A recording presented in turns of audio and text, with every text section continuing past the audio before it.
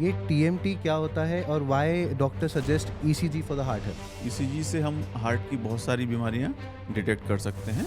TMT में हम वही पेशेंट को लीड लगा के उसको ट्रेडमिल पे चलाते हैं या दौड़ाते हैं।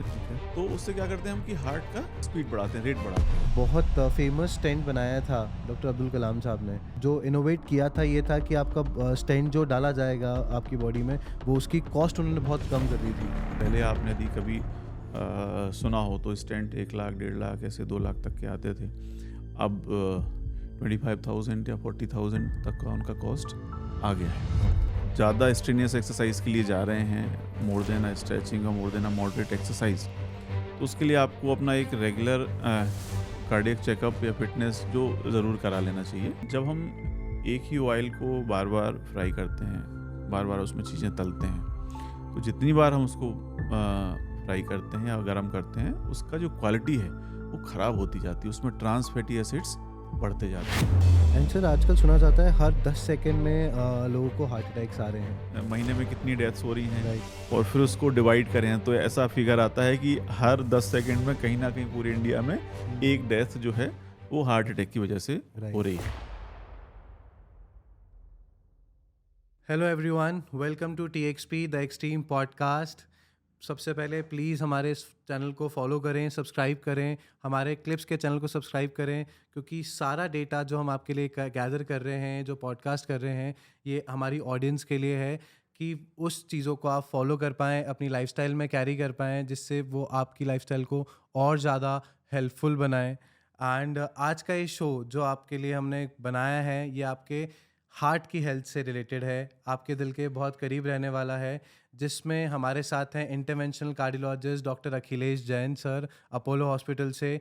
वो हमें बताएंगे कि हमें हमारी हार्ट की हेल्थ को कैसे मेंटेन करना चाहिए, कौन कौन सी ऐसी चीज़ें हैं जो हमारी हार्ट की हेल्थ को प्रॉब्लमेटिक बनाती हैं, कौन से टेस्ट हमें टाइमली बेसिस पे कराने चाहिए, या कोई हमारे सामने यदि हार्ट अटैक हो रहा है किसी का तो उसको सीपीआर की ज़रूरत कब पड़ती है और कैसे देना चाहिए।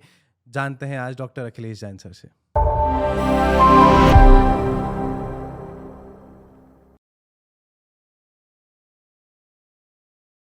Welcome to the show sir. Thank you Ankit. कैसा लग रहा है सर शो पे आके? बहुत अच्छा लग रहा है, और मैं चाहता हूँ कि तुम्हारे इस प्लेटफॉर्म के माध्यम से लोगों को इसके बारे में, हार्ट की डिसीज़ के बारे में, इसके प्रिवेंशन के बारे में जानकारी मिले।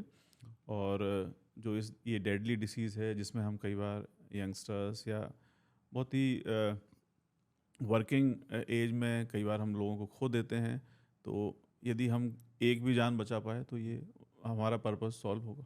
Very good sir. सर, शुरू करते हैं यहाँ से, जहाँ पे आजकल हम सुनते हैं बहुत सारे कॉमनली लोगों में हार्ट अटैक बहुत ज़्यादा होने लगा है, हार्ट डिसीजेस बहुत ज़्यादा होने लगी हैं। सो इनके कॉमन बेसिकली सिम्टम्स या साइंस क्या होते हैं, क्यों इतने ज़्यादा डिसीज इंक्रीज हो रही हैं आज की डेट में?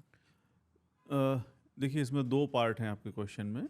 एक तो क्यों होने लगे हैं ज़्यादा, इंसिडेंसेस क्यों होने लगे हैं, और दूसरा इसके सिम्टम्स और साइन क्या है। ओके। तो हार्ट अटैक के मेनली 8-10, एक्चुअली ये मल्टी फैक्टोरियल डिसीज़ है। आप किसी एक व्यक्ति में एक कारण पिन पॉइंट नहीं कर सकते कि इसको इस वजह से हार्ट अटैक आया। तो ये कई चीज़ों का कंबाइंड इफेक्ट होता है।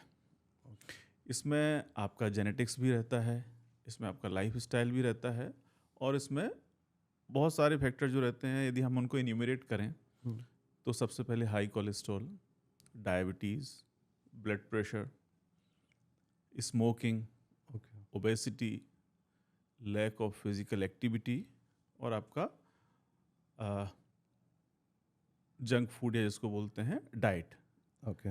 इसके अलावा कुछ नॉन मॉडिफाइबल रिस्क फैक्टर हैं, जैसे कि आपका जेनेटिक्स, यदि हेरिडिटरी, आपकी शक्ल आपके पेरेंट्स से मिलती है ना, तो राइट। आपकी बीमारियां भी आपके पेरेंट्स से मिलेंगी। ओके। तो वो जो जीन्स में आपके आ रहा है तो इंक्रीज रिस्क रहता है। उस रिस्क को तो हम बहुत ज़्यादा कम नहीं कर सकते हैं क्योंकि वो जेनेटिकली डिटरमिन्ड है, बट जो एक्वायर्ड रिस्क फैक्टर हैं जो मैंने एन्यूमरेट किए, इन पे हम कहीं ना कहीं काम करके उसको रिस्क को कम कर कम कर सकते हैं। ओके। सो जैसे आपने बात की अभी यहाँ पे हेरिडिटी की, जैसे कि बहुत ऑब्वियसली सब पेरेंट्स से बच्चों को बहुत सारी चीज़ें मिलती हैं, लुक्स मिलते हैं, आपने बोला डिसीजेस भी आती हैं, नेचर भी आता है। सो अब जैसे you are a cardiologist and हम आज हार्ट की ही बात कर रहे हैं, तो हार्ट डिसीजेज भी उनको बेसिकली पेरेंट्स के थ्रू या बात करें ग्रैंड पेरेंट्स के थ्रू उनके अंदर आती हैं? जी, बिल्कुल आती हैं। और इसका जो ट्रांसमिशन है, इसको हम 1 टू 1 नहीं मान सकते हैं। ओके। किसी फादर को है तो तुमको आएगा ही आएगा, या आपकी मदर को है तो आपको आएगा ही आएगा। ये भी मल्टीफैक्टोरियल होता है। कौन से जीन्स व्यक्ति में मदर की साइड से आ रहे हैं, फादर की साइड से आ रहे हैं, फिर उनका आपस का इंटरेक्शन भी रहता है, वो मैनिफेस्ट होगा कि नहीं होगा, उसमें आपका लाइफस्टाइल वाला फैक्टर कितना एड ऑन हो रहा है। सो हम जब भी मेडिकल साइंस में बात करते हैं, प्रोबेबिलिटी की बात करते हैं कि चांसेस कितने हैं। उनमें ऑब्वियसली यदि किसी के पेरेंट्स को हार्ट डिसीज़ की हिस्ट्री है तो उनमें बच्चों में चांसेस ज़्यादा रहेंगे, बट इसका ये मतलब नहीं कि उसको हो ही जाएगा। पहली बात। दूसरी बात इसमें मैं यहाँ ये बताना चाहूँगा कि 2 तरह की हिस्ट्री है। सपोज़ कि आपके पेरेंट को, किसी को 70 साल की एज में हार्ट अटैक आया है, या 75 साल में आया है, 65 साल में है, फॉर दैट मैटर। एक होता है कि आपके फादर को या मदर को सपोज़ 40 ईयर्स में ही हार्ट अटैक आ गया, 45 ईयर्स में हार्ट अटैक गया, या लेस देन 50 ईयर्स। तो ये 2 अलग अलग चीज़ हैं। एक family history, obviously this is important. Second is family history of pre mature CAD, मतलब उनको बहुत कम उम्र में हो गया। ओके। तो ऐसे लोगों को ज़्यादा रिस्क रहता है, जिनको प्री मैच्योर CAD की हिस्ट्री है फैमिली में। ओके। तो they should be more cautious, definitely. Okay. So जैसे यहाँ पे सर क्या होता है कि कई बार पेरेंट्स, जैसे आपने बताया कि 45 या इस एज में 50s एज में उनका डिमाइस हो गया या किसी कारणवश उनकी डेथ हो गई। सो यहाँ पे जैसे बच्चे क्या प्रिवेंट कर सकते हैं, बिकॉज अब ऑब्वियसली हेरिडिटी में उनको डिसीज़ भी मिल रही है, बट ऐसे कौन से हार्ट हेल्थ हैं जहाँ पे वो अपने डॉक्टर से कंसल्ट करके अपने हार्ट को बेसिकली हेल्थी रख सकते हैं? नॉर्मली कुछ टेस्ट होते हैं जो कि हम हम्म। लोग हार्ट डिसीज़ की स्क्रीनिंग के लिए एडवाइस करते हैं। एक बेसिक टेस्ट ECG होता है, ओके। एक एकोकार्डियोग्राफी होता है, एक ट्रेडमिल टेस्ट होता है। फिर कुछ बायोकेमिकल टेस्ट होते हैं, जैसे हम उसको शुगर टेस्ट कर लिया, डायबिटिक तो नहीं है, उसके रेगुलरली लिपिड प्रोफाइल चेक कर लिए। तो ये कुछ टेस्ट होते हैं जो ऐसे लोगों को रेगुलरली कराने करना चाहिए। चाहिए। ब्लड प्रेशर अपना मॉनिटर कर लिया। ओके। तो जेनेटिक्स तो हम नहीं रोक सकते हैं, वो तो जो है वो है, बट एटलीस्ट जो एक्वायर्ड फैक्टर्स हैं उनको हम कंट्रोल कर सकते हैं, अर्ली डिटेक्ट कर सकते हैं, और यदि आते हैं तो उसको अर्ली ट्रीटमेंट ले सकते हैं। मतलब सर पूछने का माध्यम ये था कि जितने भी पेरेंट्स से हेरिडिटी बच्चों में आती है, तो क्या ये कंपल्शन है कि क्या उसी ही एज पीरियड तक बच्चे सरवाइव करेंगे उनकी लाइफ को, या सेम डिसीज से वो प्रिवेंट नहीं कर सकते? नहीं नहीं, ये बिल्कुल भी नहीं है, ऐसा बिल्कुल भी नहीं कह रहा हूँ मैं। पहले भी कहा है कि ये 1 टू 1 नहीं है, ओके। मल्टी फैक्टोरियल है। हो सकता है उनमें प्रोबेबिलिटी बढ़ जाती है चांस की, तो उनको ज़्यादा कॉशियस रहना चाहिए, और एटलीस्ट जो प्रिवेंटेबल रिस्क फैक्टर हैं उनको तो अवॉइड करना ही चाहिए। और ओके। थोड़ा सा ज़्यादा फ्रीक्वेंटली उनको अपने जो रेगुलर टेस्ट हैं ये कराने चाहिए। क्योंकि होता क्या है कि कोलेस्ट्रॉल खुद नहीं बोलेगा कि मैं बड़ा हुआ हूँ जब तक आप टेस्ट नहीं करोगे। नहीं। ब्लड प्रेशर खुद नहीं बोलेगा जब तक कि बहुत हाई लेवल पे ना पहुँच जाए। नहीं। डायबिटीज़ खुद नहीं बोलेगी जब तक कि वो 5 साल तक उसके सिम्टम्स नहीं आने लग जाएं। तो बेटर ये होगा कि हम उनको अर्ली टेस्ट करके उनको यदि हैं तो जल्दी डिटेक्ट कर लें, और उनको फिर अकॉर्डिंगली उनके जो भी ट्रीटमेंट है वो प्लान करें, ताकि उनका कम से कम जो इल इफेक्ट है या जो जो रिस्क है वो ऐड ना हो। ओके। सर ये कार्डियोलॉजिस्ट डॉक्टर या जनरल फिजिशियंस भी जब हार्ट हेल्थ की बात आती है, ये TMT क्या होता है और why doctor suggest ECG for the heart health?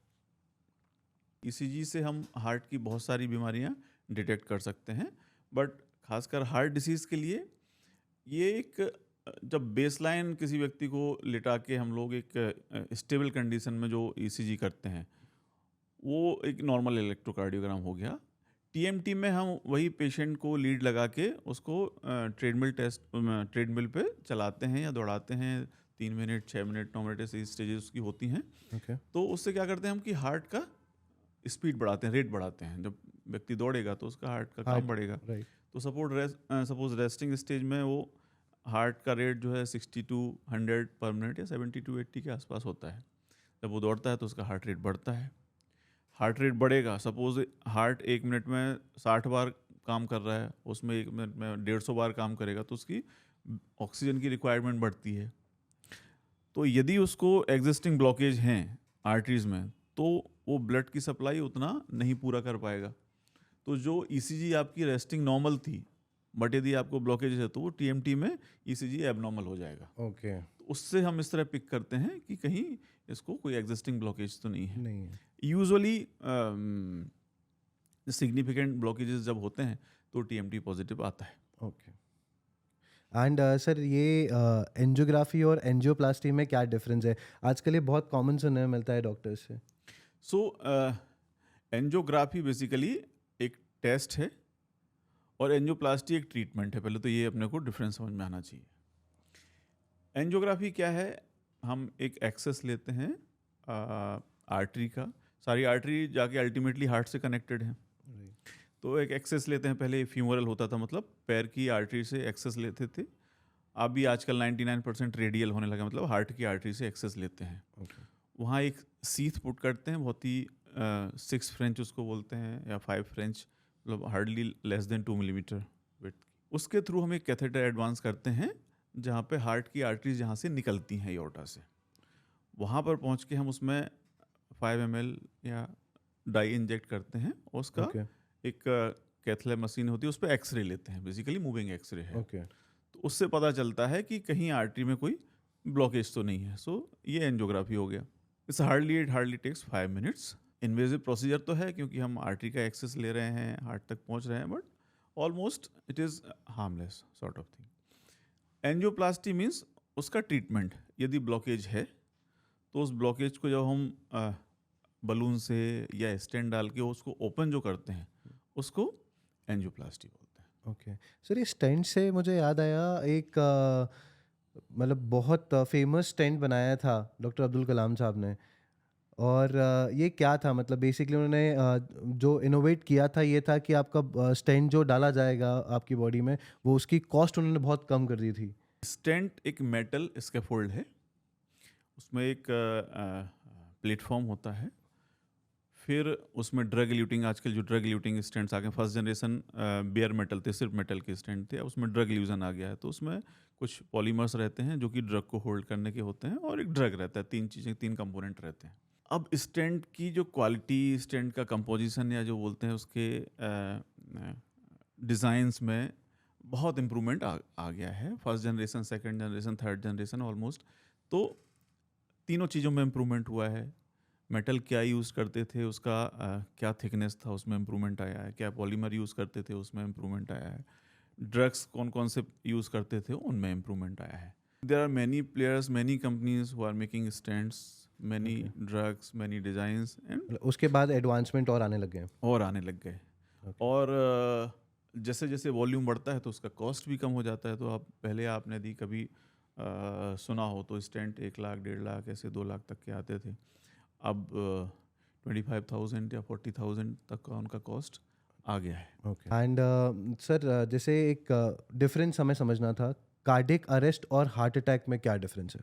So basically तो ये दोनों एक लेमन टर्म है। ओके। हार्ट अटैक पता नहीं किसने इजाद किया है, कैसे ये टर्म आया, पर उसका मतलब ये है, मुझे लगता है कि शायद उसकी डिसीज़ की सीवियरिटी को एम्फेसाइज करने के लिए ऐसा नाम रखा होगा कि अटैक। तो इसका जो साइंटिफिक टर्म है उसको मायोकार्डियल इन्फाक्शन बोलते हैं। मायोकार्डियम मतलब हार्ट की मसल, इन्फाक्शन मतलब वो इन्फाक्ट होगी, डैमेज होगी। सो जब भी किसी आर्टरी में, हार्ट एक मसल है, उसको भी कंटिन्यूस काम करने के लिए ऑक्सीजन चाहिए। तो जैसे हमारे हाथ पैर में खून की नसें होती हैं, वैसे भी हार्ट में होती हैं। उनको हम कॉर्नरी आर्टरीज बोलते हैं। Okay. तो जब वो आर्टरी सडनली किसी भी वजह से बंद, उसमें ब्लॉकेज आ जाता है, तो ब्लॉकेज आ जाता है तो उसकी हार्ट की मांसपेशी का ब्लड की सप्लाई बंद हो जाती है, तो उसमें दर्द होता है या उसमें डैमेज होता है। तो इसको हम हार्ट अटैक बोलते हैं। लेमन टर्म में हार्ट अटैक आ गया। Okay. कार्डियक अरेस्ट, अरेस्ट मतलब रुक गया, हार्ट रुक गया।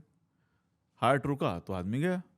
Right. तो हार्ट रुकने को हम लोग लेमन टर्म में कार्डियक अरेस्ट बोलते हैं। अब कई लोग हार्ट अटैक को भी कार्डियक अरेस्ट बोल देते हैं, बट यदि Okay. हम साइंटिफिक मेडिकल टर्मिनोलॉजी में बोलें तो जब हार्ट रुक जाता है उसको अरेस्ट, कार्डियक अरेस्ट बोलते हैं। Okay. अब वो हार्ट अटैक की वजह से भी रुक सकता है, और there are an number of reasons जिसकी वजह से हार्ट रुक सकता है, कार्डियक अरेस्ट हो सकता है। ओके। एंड सर ये मैंने सुना है हार्ट अटैक को टेरर अटैक भी कहा जाता है। अगेन वही है कि उसकी मुझे लगता है कि उसके सिग्निफिकेंस को एम्फेसाइज करने के लिए कि कितनी बड़ी बीमारी है और कितना इसको जल्दी एक्ट करना है, अपने को कितना सीरियसली लेना है, इस वजह से शायद ये सारी उसके नाम नाम, हाँ इन्वेंट होते जा हाँ रहे जी। हैं। ओके।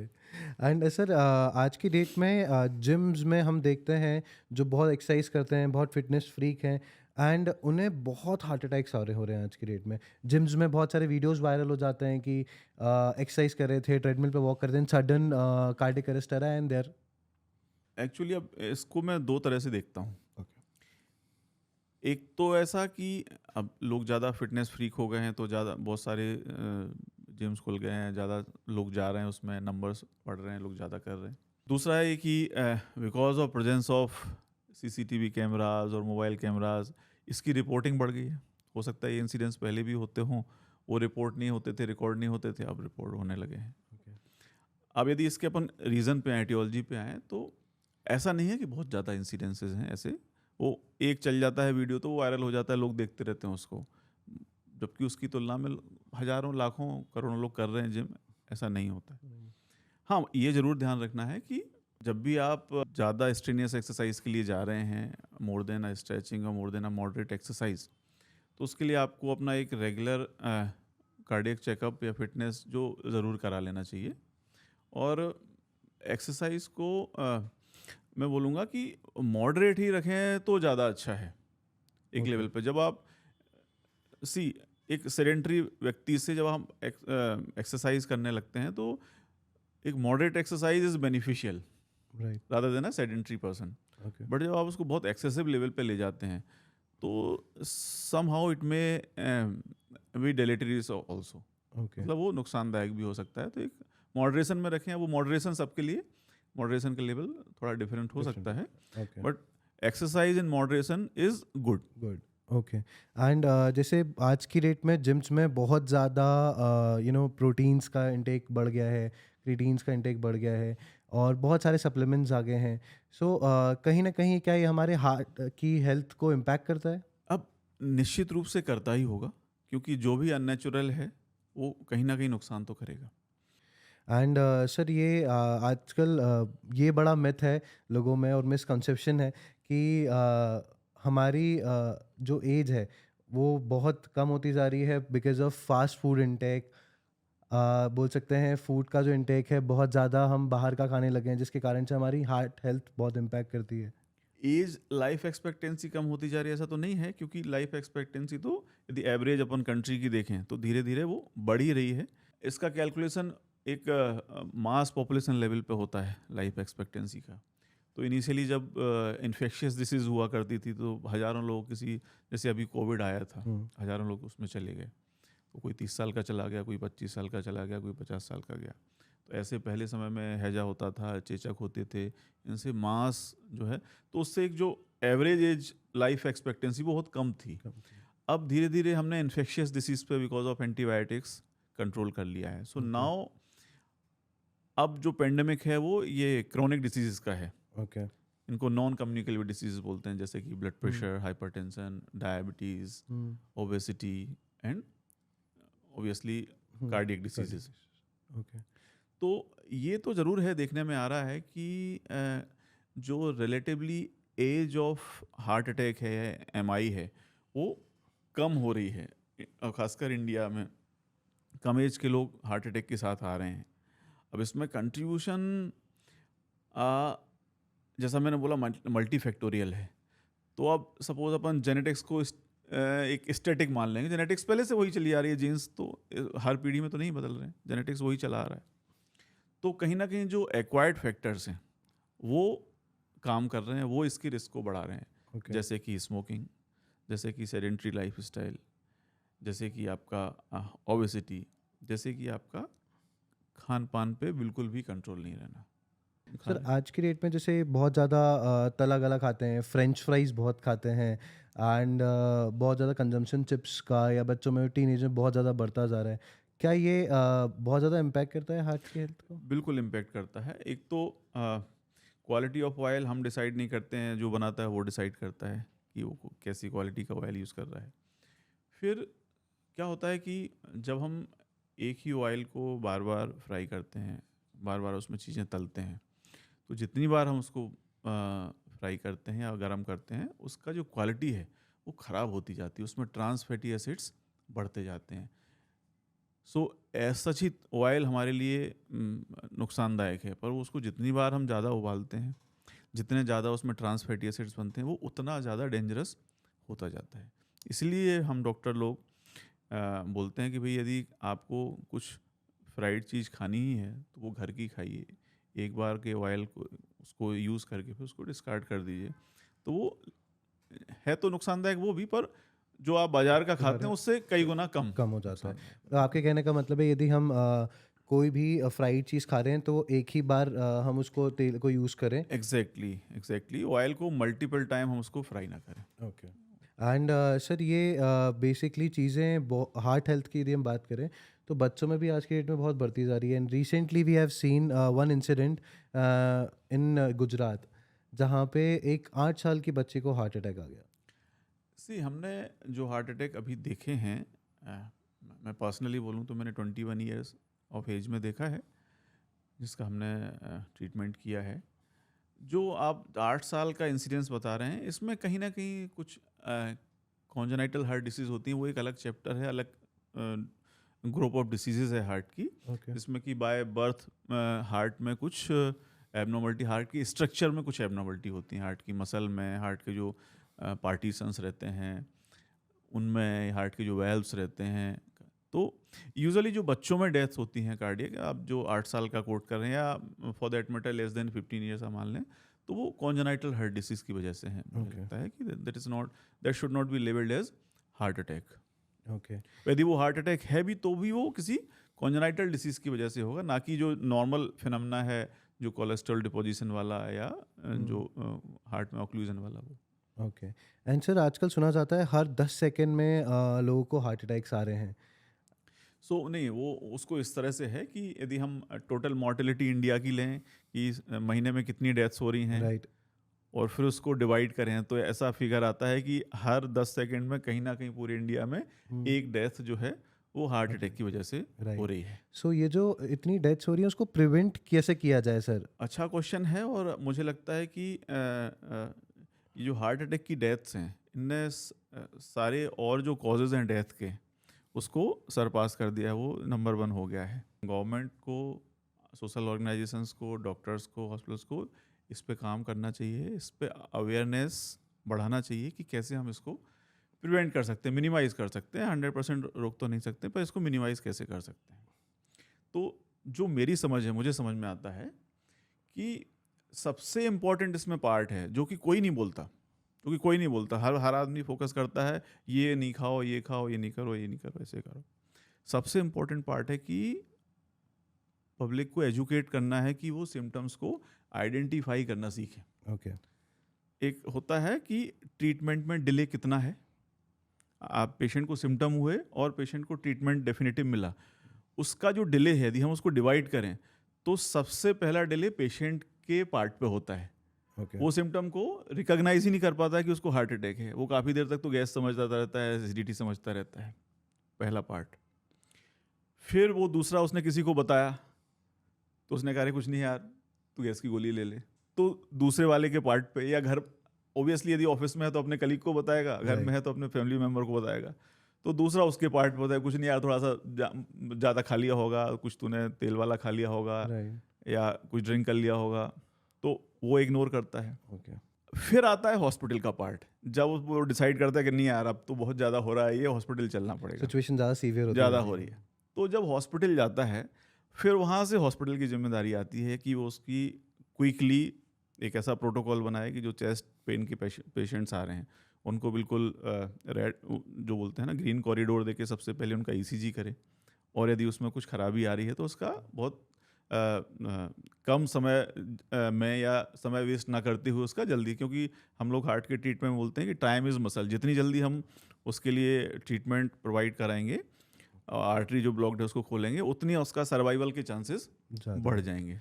सर जैसे आपने भी सर्वाइवल की बात की, एक सिचुएशंस हर किसी की फैमिली में होती है जहाँ पे कहीं ना कहीं कोई हार्ट अटैक से गो थ्रू करता है, एंड उस सिचुएशंस में फैमिलीज को पता भी नहीं होता कि उस मोमेंट में करना क्या है।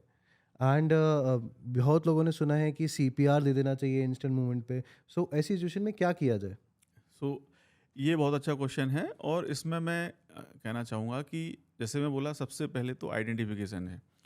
तो भाई, जैसे कहावत है ना कि भाई 100 मुजरिम छूट जाएं पर एक बेगुनाह को सजा नहीं होनी चाहिए। ऐसे भाई 100 गैस के पेन भले हम हॉस्पिटल डॉक्टर के पास चले जाएं, पर एक हार्ट का पेन मिस नहीं होना Yes. चाहिए। तो यदि आपको ऐसा लग रहा है कि ये पेन जो है, आपको पहले भी गैस वैस होती रहती है, पर दिस इज़ अनयूजुअल समथिंग, कुछ ज़्यादा है, तो बिना देर किए आपको हॉस्पिटल जाना है। आपको नहीं, यदि आपका कोई बंदा बोल रहा है, आपका कोई कलीग बोल रहा है, आपका कोई घर वाला बोल रहा है कि, तो आप भी उसको ये ना बोलें कि यार ये गैस का होगा, तो भाई चल तू ईसीजी करा, पहले सबसे पहले डॉक्टर के पास चल। ओके। तो जो इनिशियल एनर्जिया है वो हमको खत्म करना है। एक जो हमारी ओके। टेंडेंसी है ना कि सबसे पहले हम घर पे ठीक करने का उसको सोचते हैं कि यार वो, तो कम से कम चेस्ट के पेन में ये हम ना करें। ना करें, सबसे पहले हॉस्पिटल जाएं और बिल्कुल ईसीजी बिल्कुल। कराएं। फिर दूसरा हमारा पूर्वाग्रह क्या है कि हम सबसे पहले ये सोचते हैं हम घर पे क्या कर सकते हैं। जो भी मैं देखता हूँ सोशल मीडिया पे, टीवी पे, पेपर में, कि घर पे क्या कर सकते हैं। तो मेरा कहना है कि हार्ट अटैक के केस में आप घर पे कुछ भी नहीं कर सकते, कांट डू एनीथिंग। आपको as early as possible hospital पहुंचना है। ओके। वो लोग बोलते हैं पुड़िया बना के ये रख लो, पुड़िया बना के, डिस्प्रिन की टैबलेट रहती है, एस्प्रिन, जो एंटीप्लेटलेट ले सकते हैं, बट वो भी आप 10 मिनट तो वेट कर ही सकते हैं। 10 मिनट में हम जहाँ भी आप रहते होंगे 10 से 15 मिनट में आप हॉस्पिटल पहुँच जाएंगे, एक 5 मिनट में ईसीजी हो जाएगा। देन डिसाइड कि हाँ यदि है तो आप पूरा उसका एस्प्रिन के एस्प्रिन भी लीजिए, क्लोपिडोग्रेल लीजिए, जो भी उसके ट्रीटमेंट हैं सारे ओके। लें। तो सबसे पहला एनर्जिया ये तोड़ना है कि हम पहले घर पे 1 घंटा बर्बाद ना करें, ओके। क्योंकि आप गोली लेंगे कुछ तो 1 घंटे उसका वेट भी करेंगे कि ये ले लो, फिर देखते हैं इसका क्या इफेक्ट आता है। राइट। सर ऐसी कौन सी सिचुएशन है जहाँ पे पेशेंट फेंट हो गया है, एंड हमें उस टाइम समझ आ रहा है कि अब इन्हें सीपीआर की ज़रूरत है, कि कैसे हम आइडेंटिफाई कर पाएँ कि पेशेंट को सीपीआर की ज़रूरत है? सो यदि पेशेंट फेंट हुआ तो बेसिकली अब हमको ये डिसाइड करना है कि वो एक्चुअल में अरेस्ट हुआ है कि किसी और वजह से फेंट हुआ है। तो सबसे पहले तो हम उसको आवाज़ देते हैं ओके। कि भाई गणेश, रमेश, कैसा है तू। यदि ओके। वो आवाज़ देता तो ठीक है। फिर उसको एक बार टेप करते हैं कंधे पे जोर से, ओके। उसमें रिस्पॉन्ड कर जाता तो ठीक है। नहीं रिस्पॉन्ड करता है तो हमें उसकी पल्स, जो नब्ज चेक करना बोलते हैं ना, नब्ज चेक करना है। हम लोग तो रेडियल हाथ की नब्ज चेक करते हैं। ये फेंट होती है, सब लोग ये पालपेट नहीं कर सकते हैं, तो हम गर्दन की यहाँ की नस, जो ये बड़ी नस होती है, ओके। तो इसको एक बार पालपेट करके देखना है। सो यदि बुलाने पे कोई रिस्पॉन्स नहीं दिया, उसको टैप करने पे उसने कोई रिस्पॉन्स नहीं दिया, उसकी नर्व्स भी पालपेट नहीं हो रही, then it is time to start CPR. CPR. Yes. Okay. So ये बहुत बड़ी हेल्प होगी सर, क्योंकि ऑडियंस आज की डेट में नहीं समझ पाती कि जब किसी फैमिली में किसी को हार्ट अटैक से कोई गो थ्रू कर रहा है तो उस मोमेंट में करना क्या है। जी। And that will so help. Basically एक तो अनविटनेस्ड फेंटिंग किसी को हुई, आपने को नहीं पता। अब मान लो किसी को यदि आपने उसने बोला कि हमको सीने में दर्द हो रहा है, पसीना आ रहा है, और ये बोलते बोलते ही फेंट हो गया, तो उसमें फिर हमको ये सब स्टेप्स जाने की ज़रूरत नहीं है। Okay. हमको मालूम है कि हमारे सामने ही ये बातचीत कर रहा था अटैक, तो फिर तो उसमें से सीपीआर अपने को शुरू कर ही देनी है। ओके। कोई अनविटनेस्ड ऐसा है कि आप बाकी अभी तक आपने कुछ बोला नहीं था, कुछ बात नहीं हुई थी, सडन से फेंट हो गया, तो there are many other reasons कि हो सकता है फेंट हो जाए, ग्लूकोज शुगर कम होने की वजह से फेंट हो जाए। तो ओके। उसके लिए ये सब चीज़ें हैं कि आपको पहले कंफर्म करना है, चाहिए। हाँ, कि पल्स आ रही है कि नहीं आ रही, उसके बाद सीपीआर करना है। ओके। और सर एक बड़ा मिथ है कि मिथ है या फैक्ट है, आई डोंट नो, कि वेजिटेरियन और नॉन वेजिटेरियन में से ज़्यादा जो नॉन वेज खाते हैं, क्या उन्हें हार्ट अटैक के सिम्टम्स ज़्यादा होते हैं? बिल्कुल, non vegetarian is non veg risk factor, और क्योंकि उसमें कोलेस्ट्रॉल लेवल ऐसे लोगों का ज़्यादा होता है, स्पेशली जो रेड मीट कंज्यूम करते हैं। तो vegetarian diet is always better.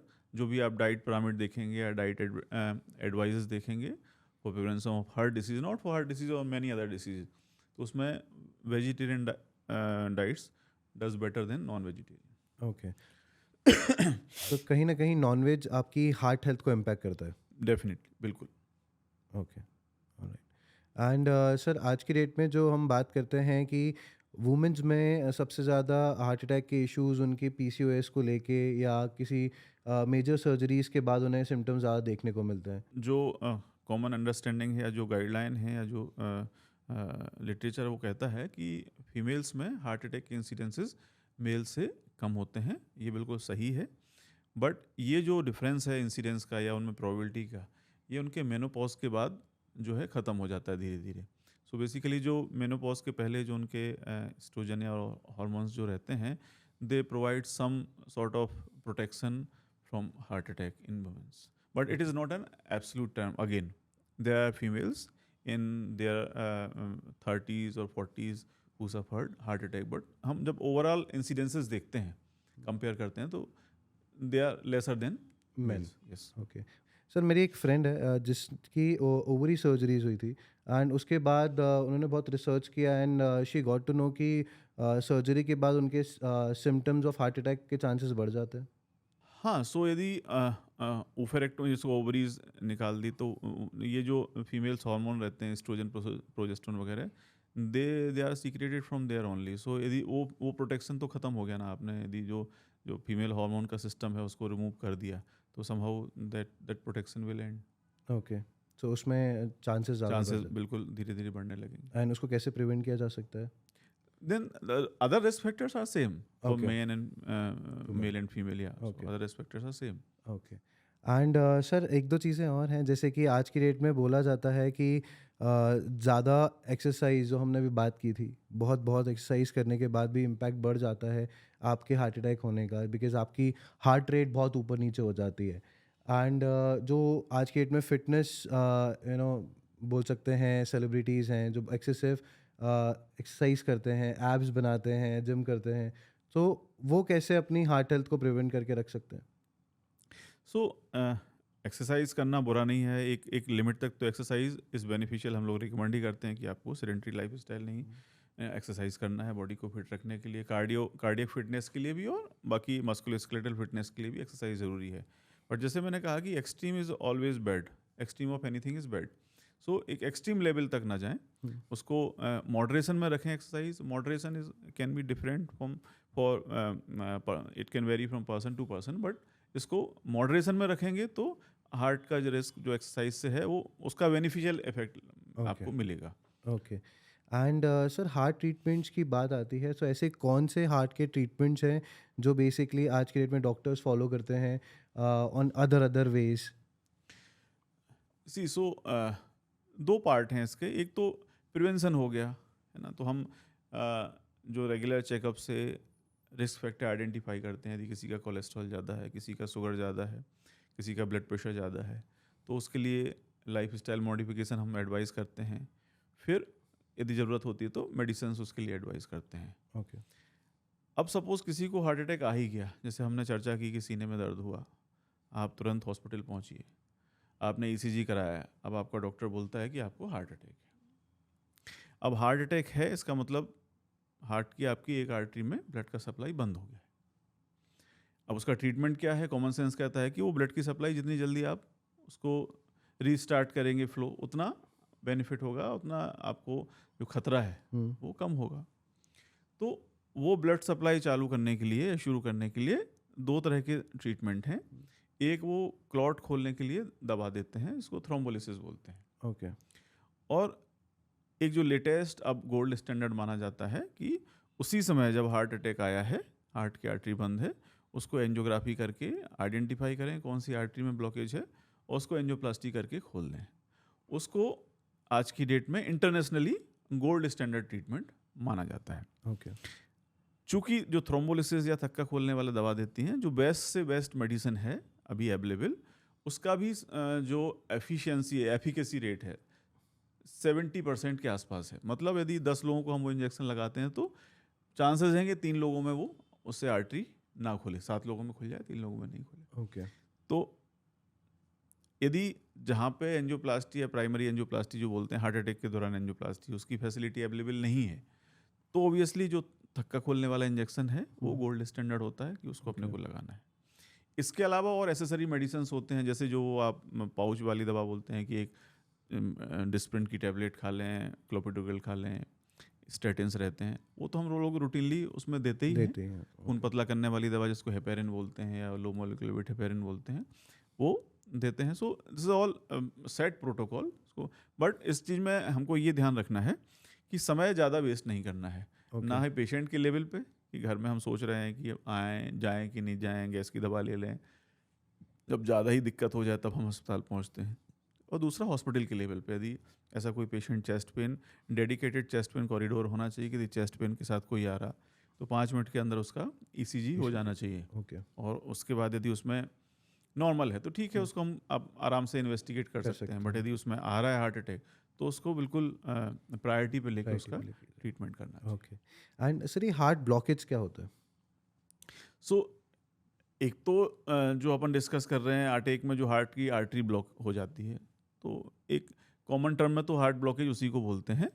एक टर्म आता है हार्ट ब्लॉक हो गया, हार्ट ब्लॉक। तो जो हार्ट है जो अपना कंटिन्यूस चलता रहता है, जन्म से लेके मृत्यु तक, हार्ट रुका तो आप रुके, तो उसके लिए हार्ट में एक करंट का सिस्टम होता है, कंडक्शन सिस्टम उसको बोलते हैं। ओके, एक जनरेटर होता है, उसको ऐसे नोड बोलते हैं, फिर वो एवी नोड तक करंट जाता है, फिर पूरे हार्ट में जाता है।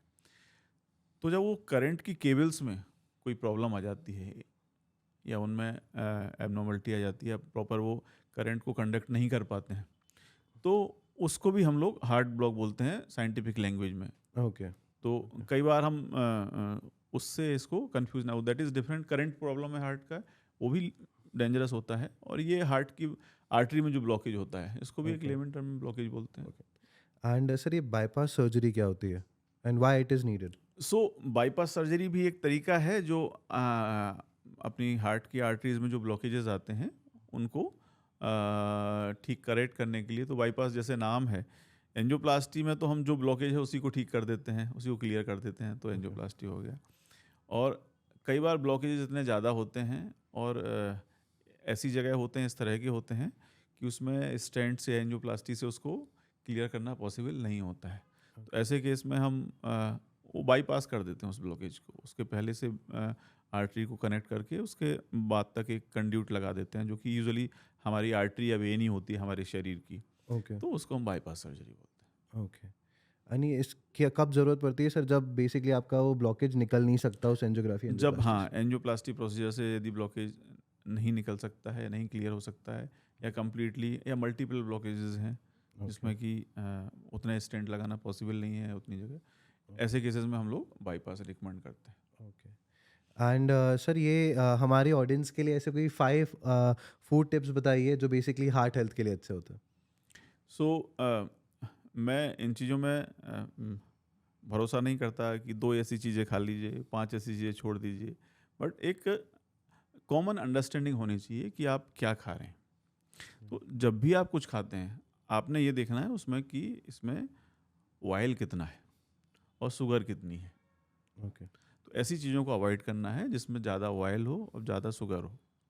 ओके, ठीक है, आप फल सारे खा सकते हैं, यदि डायबिटिक्स हैं वो भी फल खा सकते हैं, पर उनको यह है कि एक लिमिट में लेना है। आप सब्जियां सारी खा सकते हैं। आप dairy product is not a no, आप मिल्क ले सकते हैं, इसमें विटामिन्स होते हैं, मिनरल्स होते हैं। हाँ, उसको फैट निकाल के या मलाई निकाल के 1-2 बार उबाल के उसको लें, एंड सफिशिएंट क्वांटिटी में आप पानी लें। Non veg specially red meat आप नहीं लें।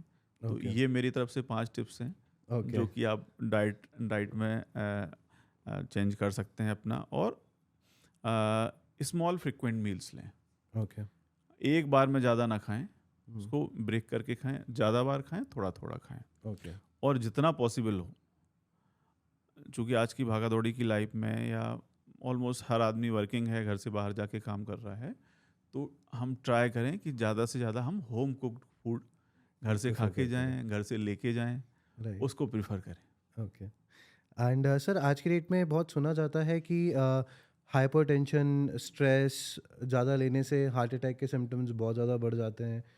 सो इसमें कितनी सच्चाई है सर? सो हाइपरटेंशन और स्ट्रेस, जैसे कि मैंने एन्यूमरेट किया था पहले, ये दोनों रिस्क फैक्टर हैं ही हार्ट अटैक के लिए।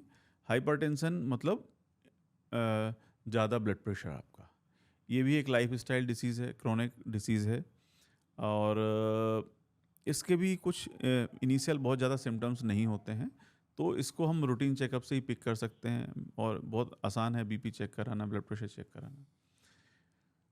तो यदि ब्लड प्रेशर बढ़ा हुआ आता है तो हमको उसके लिए रेगुलरली दवा लेनी चाहिए। लोगों का पूर्वाग्रह रहता है कि हमको कोई दिक्कत नहीं है तो हम दवा क्यों लें, बट फिर ये जब डैमेज करेगा आपके हार्ट को या किडनीज को या ब्रेन की आर्टरीज को जिसके स्ट्रोक होता है, तो यदि किसी को ब्लड प्रेशर है ज़्यादा है तो उसको रेगुलरली दवा लेनी चाहिए, वो आपको हार्ट अटैक से प्रोटेक्शन प्रोवाइड करेगा। ओके।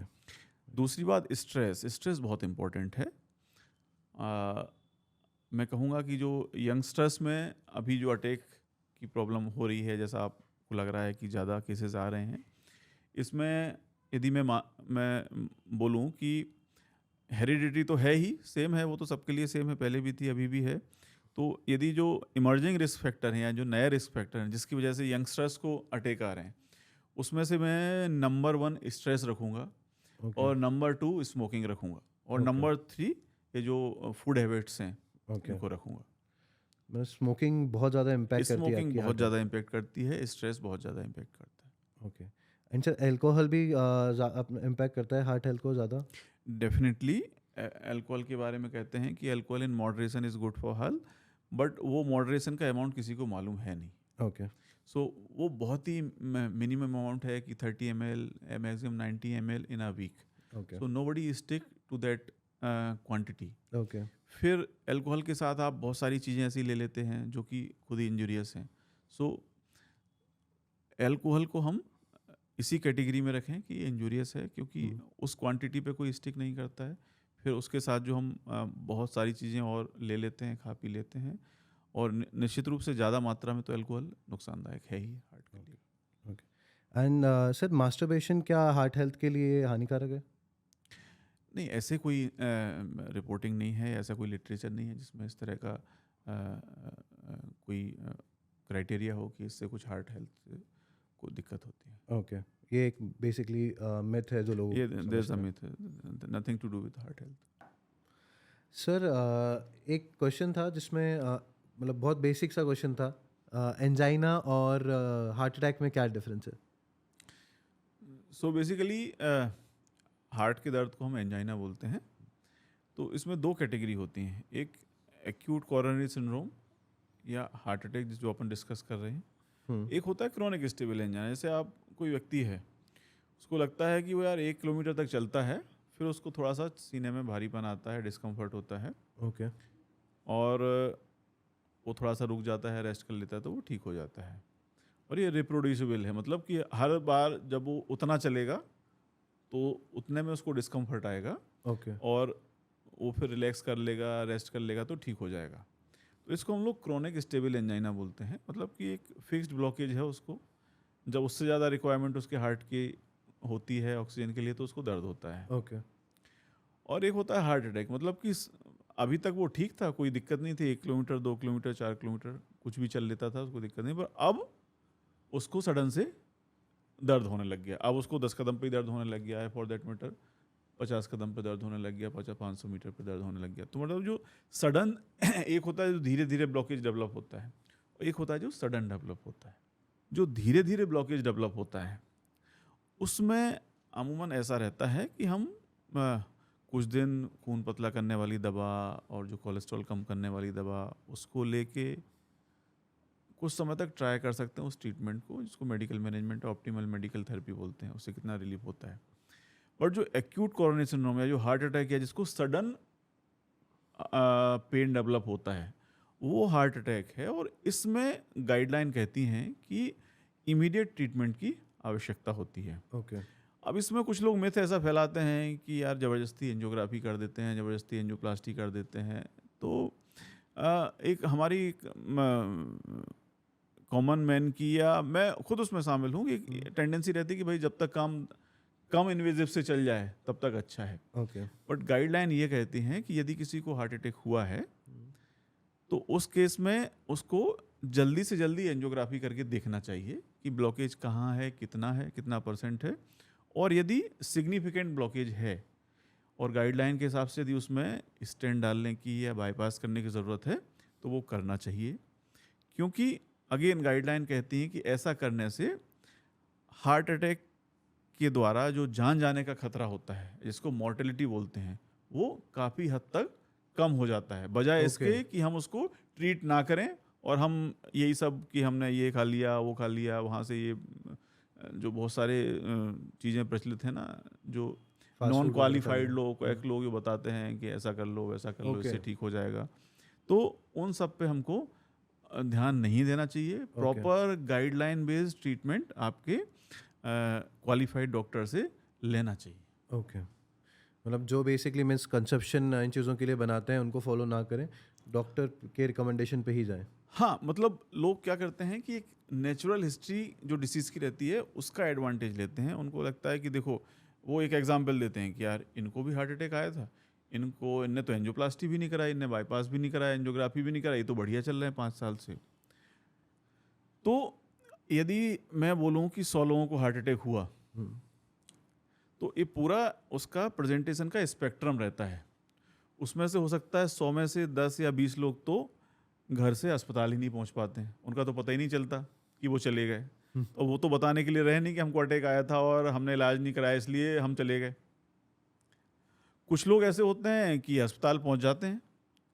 अब वो पहुंचे सपोज ऐसे व्यक्ति के पास या ऐसे डॉक्टर के पास कि जिसको उसके बारे में बहुत ज़्यादा जानकारी नहीं है, उसने कुछ दवाइयाँ दे दी, वो घर आ गया, दवाइयाँ ली, चलता रहा काम। कुछ आपके पास क्वालिफाइड डॉक्टर के पास पहुंचे, उन्होंने कहा भाई एंजियोग्राफी करो, एंजियोप्लास्टी करो, या जो भी उसका गाइडलाइन बेस्ड थेरेपी है। तो मेरे कहने का मतलब ये है कि मॉर्टेलिटी 100% नहीं है। यदि आप इलाज नहीं भी करोगे तो ज़रूरी नहीं है कि हर हार्ट अटैक का व्यक्ति मर ही जाएगा।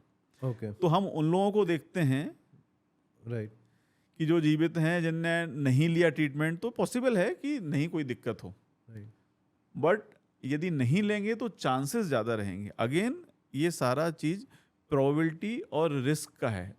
ये 1 to 1 ऐसा बिल्कुल नहीं है कि यदि तुम्हें हार्ट अटैक हुआ है, तुमने एंजियोग्राफी नहीं कराया, तुमने उसका इलाज नहीं कराया, तो तुम मर ही जाओगे। But chances of mortalities are high. अब वो चांस लेना चाहते हैं कि उसको प्रॉपर ट्रीटमेंट कराना चाहते हैं, ये डिसाइड करना पड़ेगा। तो जो ये प्रो नॉन इन्वेजिव या प्रो सॉर्ट ऑफ, हम आयुर्वेद तो नहीं बोलेंगे, पर जो क्वैकरी टाइप के ट्रीटमेंट होते हैं कि ये खा लो, ये ले लो, ये ऐसा कर लो, फॉलो नहीं करना चाहिए। उसको फॉलो नहीं करना चाहिए। क्वालिफाइड डॉक्टर के पास गाइडलाइन बेस्ड ट्रीटमेंट लेना चाहिए। उससे आपका निश्चित रूप से चांसेस ऑफ जो डैमेज है, चांसेस ऑफ डेथ हैं, चांसेस ऑफ मॉर्टेलिटी है, वो कम होगा।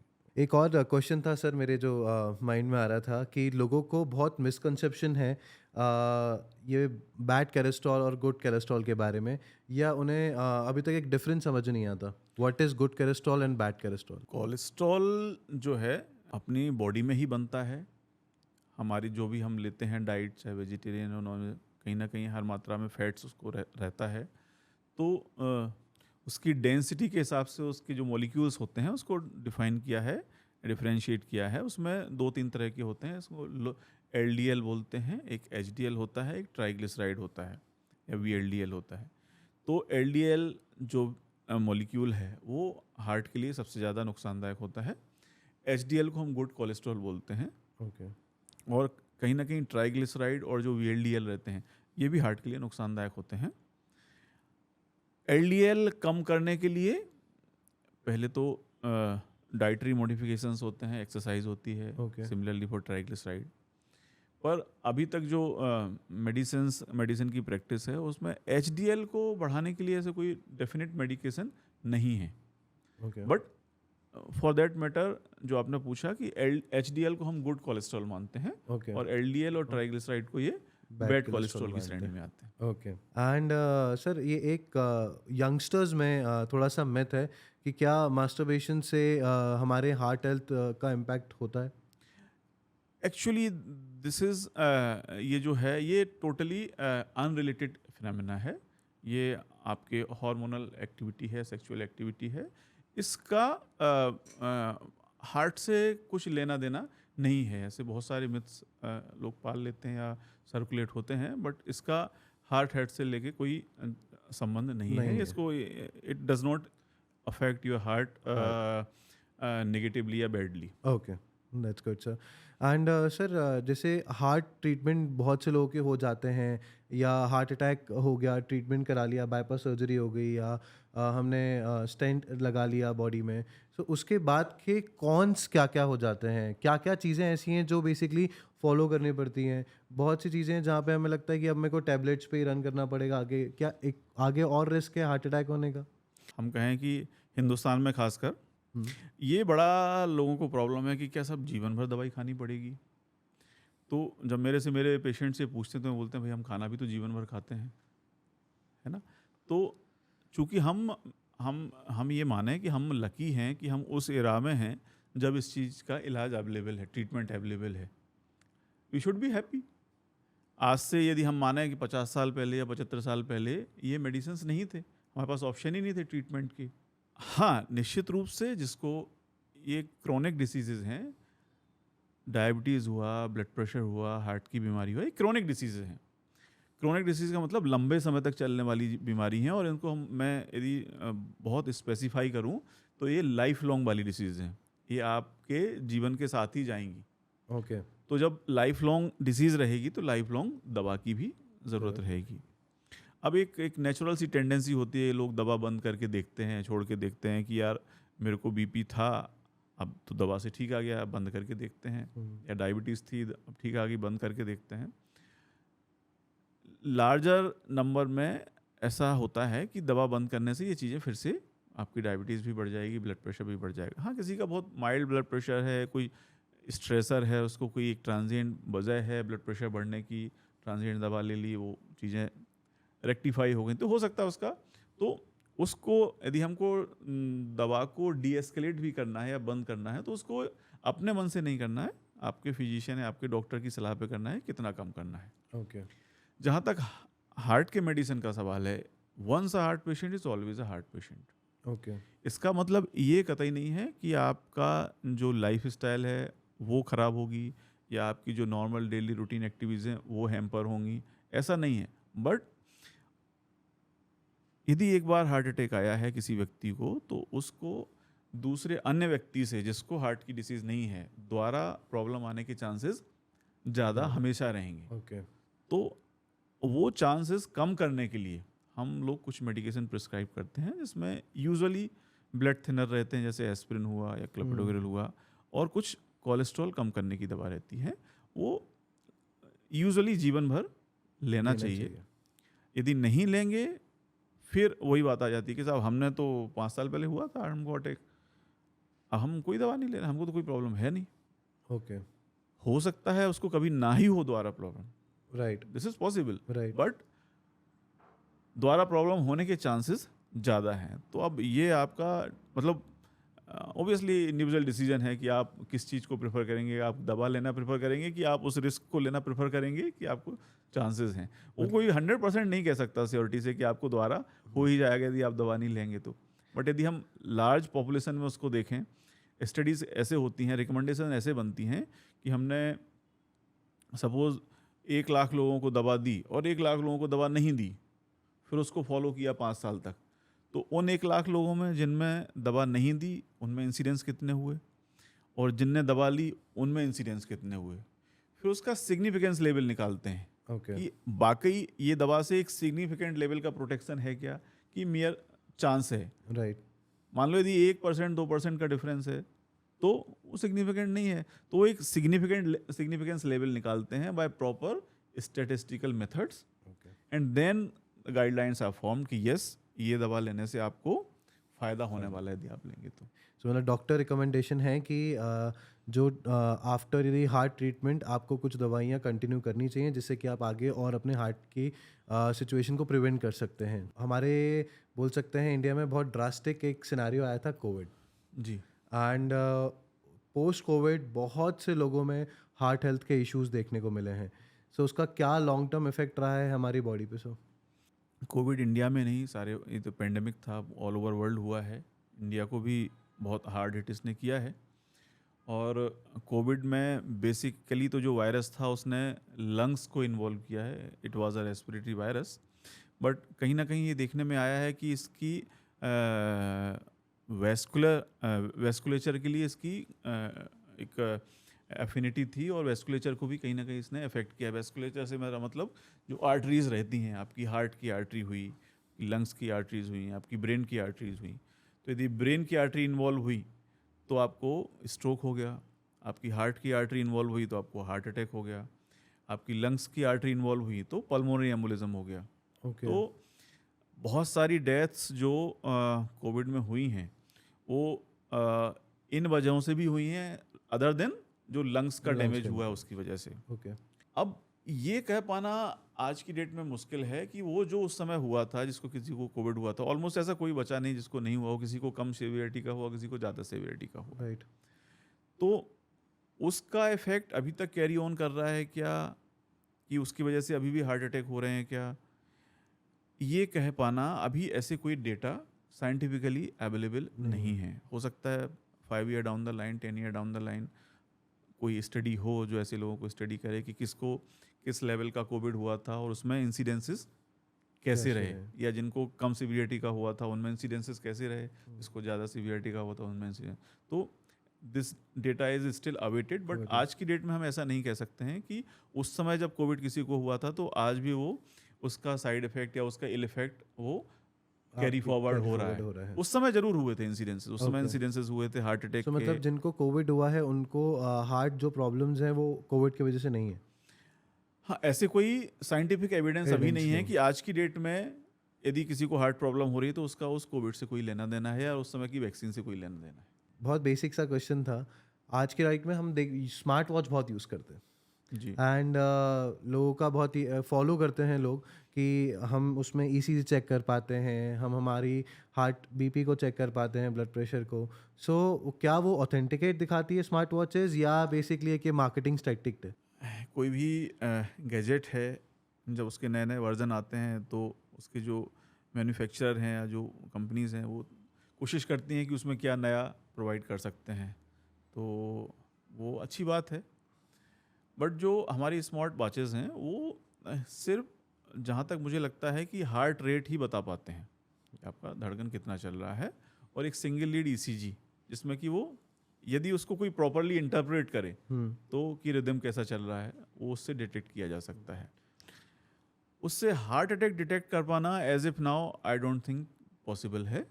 हो सकता है फ्यूचर में कुछ ऐसा वो डेवलप करें, क्योंकि this is a continuous process. Right. कि जो हम प्रॉपर 12 लीड ईसीजी लेते हैं हो सकता है उससे वो लेने लगें, राइट। बट अभी तो उसका बहुत ज़्यादा यूटिलिटी डायग्नोसिस में ऐसा मुझे समझ में नहीं आता। बट जो बेसिकली इन चीज़ों को देख पाता है कि मेरा ईसीजी काउंट क्या है या मेरा ब्लड प्रेशर क्या दिखा रहा है, उसके अकॉर्डिंग सर क्या ये इजी हो गया है कि हमें जल्दी डिटेक्शन मिल जाता है कि यदि मेरा हार्ट रेट ज़्यादा बढ़ रहा है या मुझे फ्लक्चुएशन दिख रहा है तो मैं डॉक्टर को दिखा दूँ?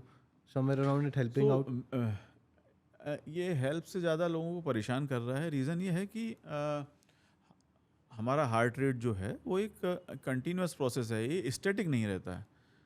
आप सीढ़ी चढ़ के आए तो आपका हार्ट रेट बढ़ जाएगा, आप किसी पे गुस्सा हो दिए तो आपका हार्ट रेट बढ़ जाएगा, आप कुछ सोचने में आपको स्ट्रेस आ गया हार्ट रेट बढ़ जाएगा। ये बॉडी का नॉर्मल प्रोसेस है। तो हम कई बार नॉर्मल चीज़ों को एबनॉर्मल करके देखने लगते हैं कि यार घड़ी में तो बता रहा है कि आपका हार्ट रेट बढ़ गया है।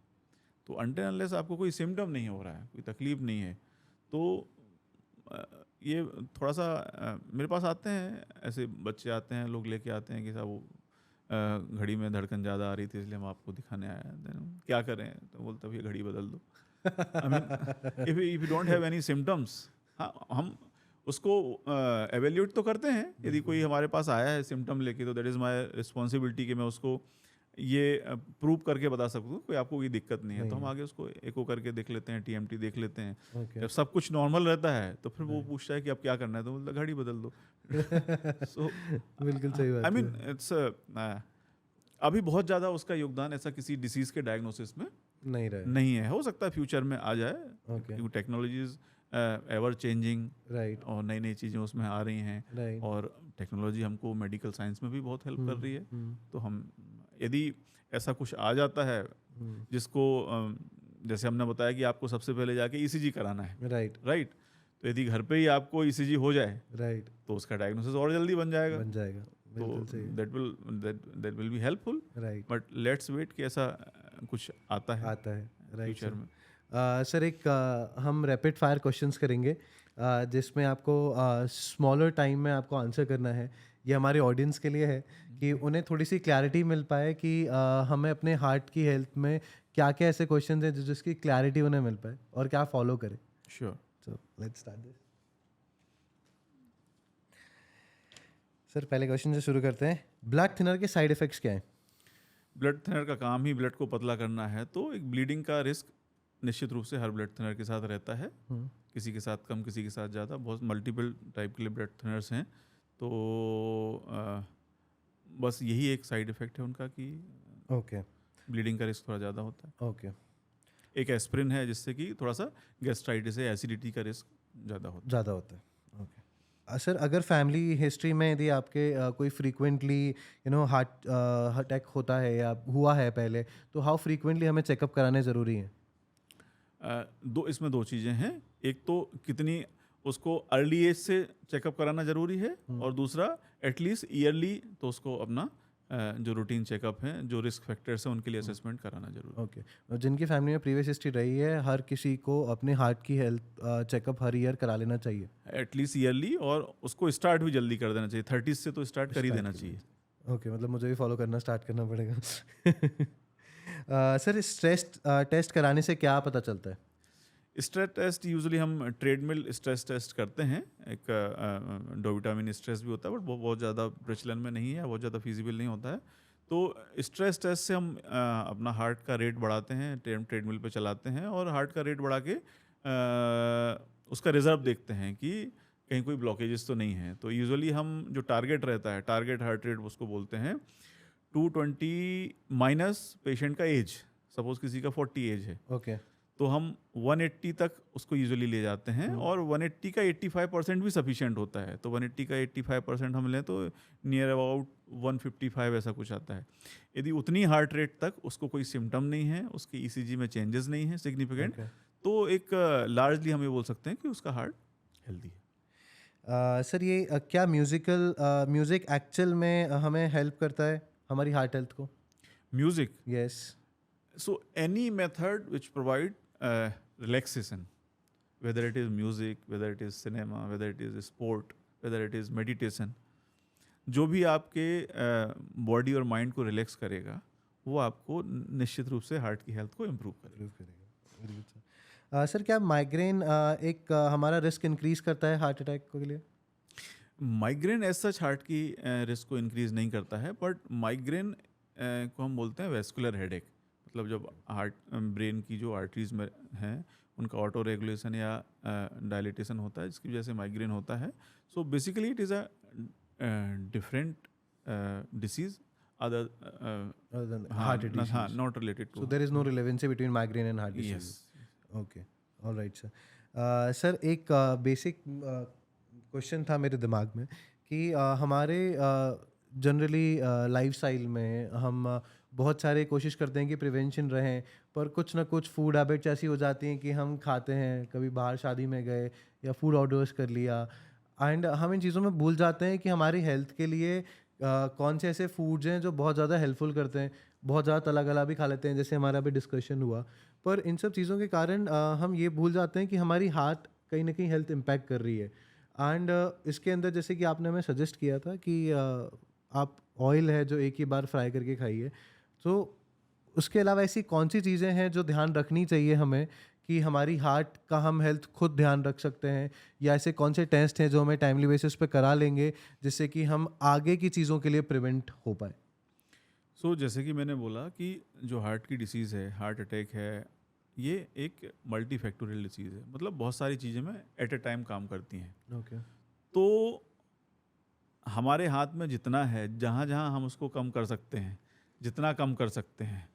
सपोज़ हम महीने में 30 दिन हेल्दी फूड नहीं खा सकते हैं, एक दिन किसी दिन हमको पार्टी में भी जाना है, शादी में भी जाना है, तो जितना हम कर सकते हैं, क्योंकि ये क्यूमुलेटिव इफेक्ट है। राइट ऐसा नहीं कि एक दिन हमने खा लिया तो हमको हार्ट अटैक हो जाएगा, ये क्यूमुलेटिव इफेक्ट है। ओके तो हम हमेशा हमारे दिमाग में ये रहना चाहिए कि हमें क्या खाना है और क्या नहीं खाना है। ओके कभी कभी चीट डाइट आप ले सकते ले हैं। सकते हैं। सिमिलरली स्मोकिंग का हो गया कि हमको नहीं करनी है, स्मोकिंग तो बिग नो है, आपको नहीं करना है। सिमिलरली अब स्ट्रेस जीवन का एक अंग है। आप जो भी काम करेंगे कहीं ना कहीं थोड़ा बहुत स्ट्रेस आएगा, पर आपको कहीं ना कहीं रुकना भी पड़ेगा। तो वो लेवल डिसाइड आपको करना है और ये सोचना है कि हम मिनिमाइज इसको कैसे करें। जीरो किसी भी चीज़ को आप नहीं कर सकते हैं, बट मिनिमाइज कैसे कर सकते हैं। मिनिमाइज करने से आप अपनी उस हाँ, को कम कर सकते हैं। जो बैड रिस्क फैक्टर है उसको मिनिमाइज कैसे करें, और जो गुड रिस्क फैक्टर है उसको मैक्सिमाइज कैसे करें। आप एक्सरसाइज कैसे अच्छा करें, कैसे अच्छी डाइट लें, कैसे अच्छी स्लीप लें, ये आपको देखना है ना। सो इन सब का क्यूमुलेटिव इफेक्ट है। इसके बाद भी बहुत सारा जिसको बोलते हैं कंट्रीब्यूशन आपके जेनेटिक्स का है, और मैं कहूँगा एक जो अनसीन जो चीज़ रहती है वो डेस्टिनी का भी है। तो कई बार लोग हमारे पास ऐसे आते हैं कि साहब मैं तो स्मोक भी नहीं करता, मेरी डाइट भी बहुत हेल्दी है, फिर भी मेरे को हो गया। सो वो ज़रूर है कि फिर भी हो सकता है, बट यदि ये सब आप करेंगे तो चांस निश्चित रूप से ज़्यादा रहेंगे। बिल्कुल सही बात है सर। सर बहुत बहुत धन्यवाद आपका, आप हमारे शो में आए एंड आपने बहुत सारी इन्फॉर्मेशन हमारी ऑडियंस के साथ शेयर की एंड हमें बहुत से डाउट क्लियर किया जो हमारी ऑडियंस शायद अब उन चीज़ों को सुन के फॉलो करना स्टार्ट करे। एंड बहुत बहुत thank you sir. Thank you so much Ankit. And मैं चाहता हूँ कि ये चीज़ें आपके माध्यम से लोगों के पास पहुँचें, लोग स्वस्थ रहें, हेल्दी रहें, और कोई भी व्यक्ति इग्नोरेंस की वजह से किसी को ना खोए, किसी की डेथ ना हो। जो इनएविटेबल है वो नहीं रोक सकते हैं, पर जो रोक सकते हैं उनको रोका जाए। Thank you so much sir, thank you for the information.